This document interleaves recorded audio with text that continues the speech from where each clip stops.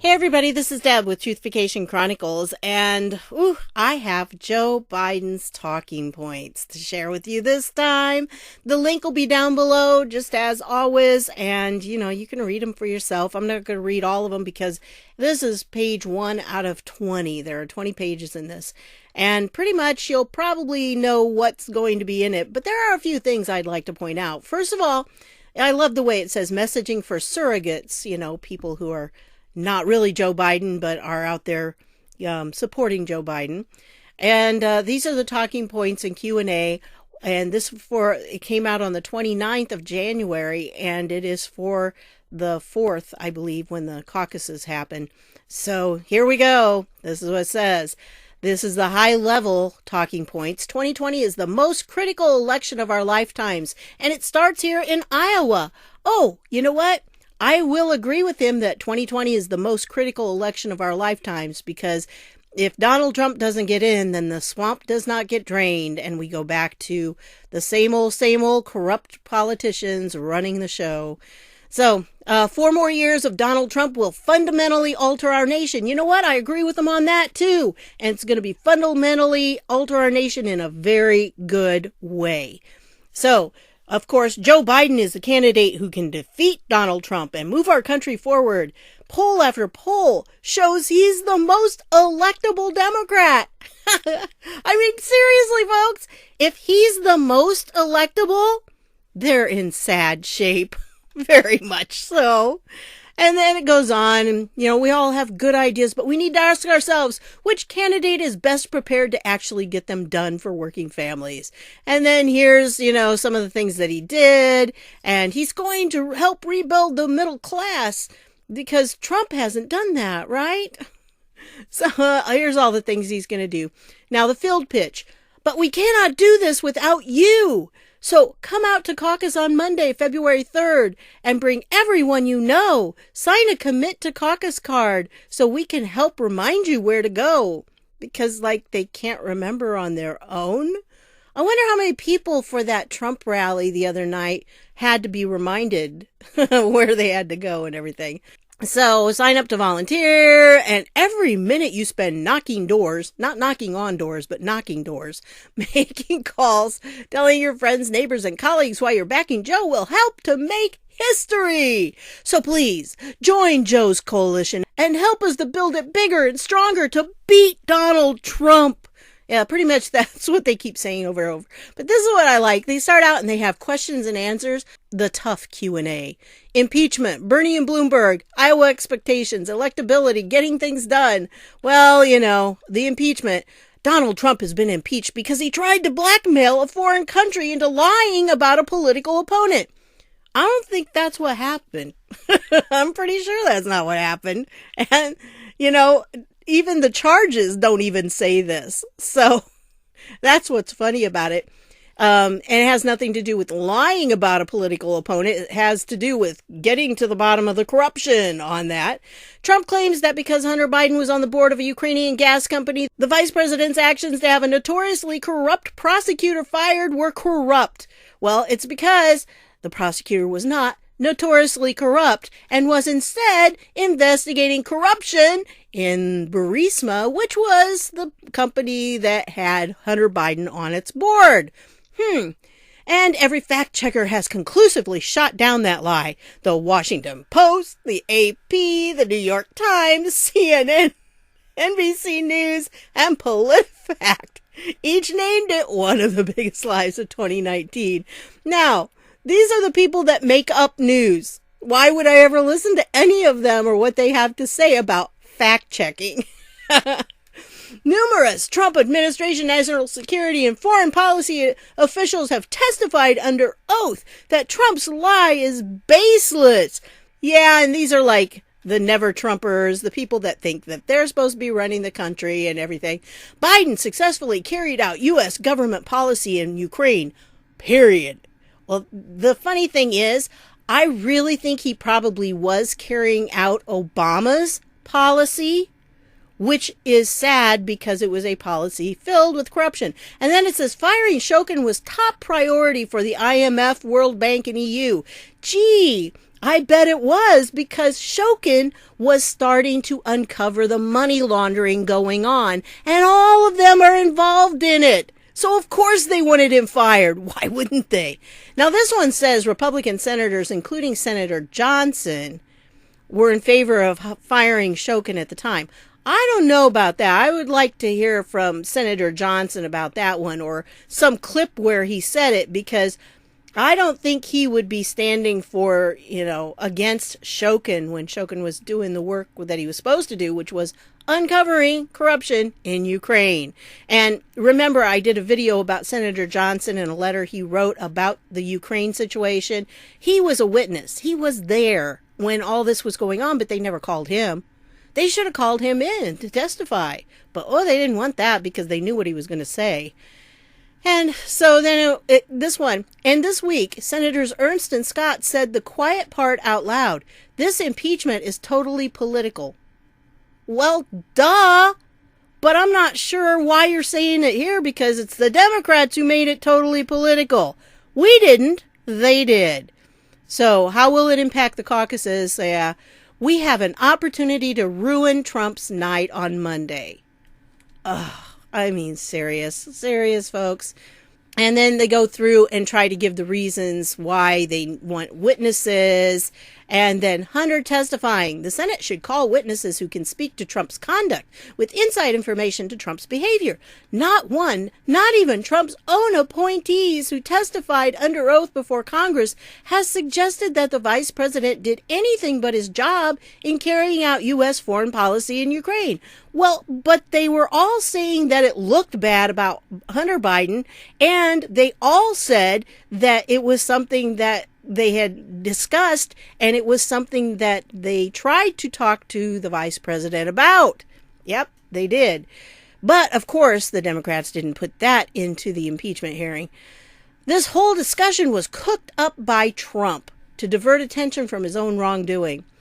And then, would Vice President Biden or Hunter agree to this idea of a witness swap, testifying themselves in order to have John Bolton or other witnesses testify? The reason why we wouldn't make that deal is because they're corrupt and they know it and they're trying to hide it. Bottom line, this is a constitutional issue, and we're not going to turn it into a farce, into some kind of political theater. I mean, how can you have watched what Schiff did and Nadler, especially there at the end, where Nadler got up to speak at the end, and Schiff's like, Jerry, and tried to stop him. That was funny. You had to laugh at that, right? Anyway, political theater, yeah, that's Democrats all the way. They're trying to do that. They tried to say, this is projection, they're trying to say that the Republicans were the ones doing it. No, we weren't. We want no part of that. Donald Trump and Republicans are just trying to divert attention from the issue at hand. The president indicted himself and coerced a foreign government to interfere in our elections.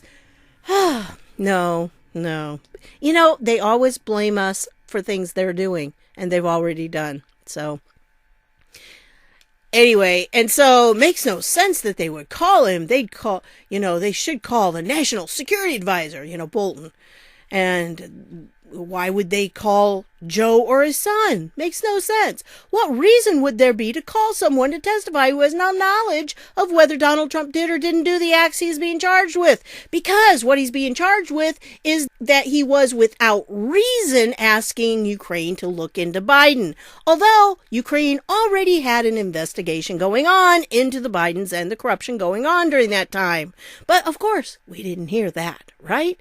Because we don't want anybody to know that part. Nope. And so, this whole document is pretty much like this. I'm not going to go through the whole thing, of course, because you read it and you're like, really? Seriously? I think we all know what's going on here, and Joe isn't going to play that game. It's the Senate's job now to try the president. Our job is to beat him.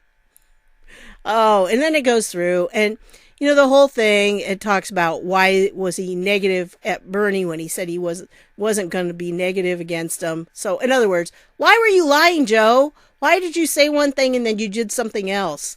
And then, of course, Social Securities, because there's this video and transcript going out that makes Joe look like he's agreeing with Paul Ryan on Social Security. And, they just are twisting things around. And of course, he's got to go after Mayor Bloomberg. And, the expectations. Joe's campaign is competing to win in Iowa. Well, duh.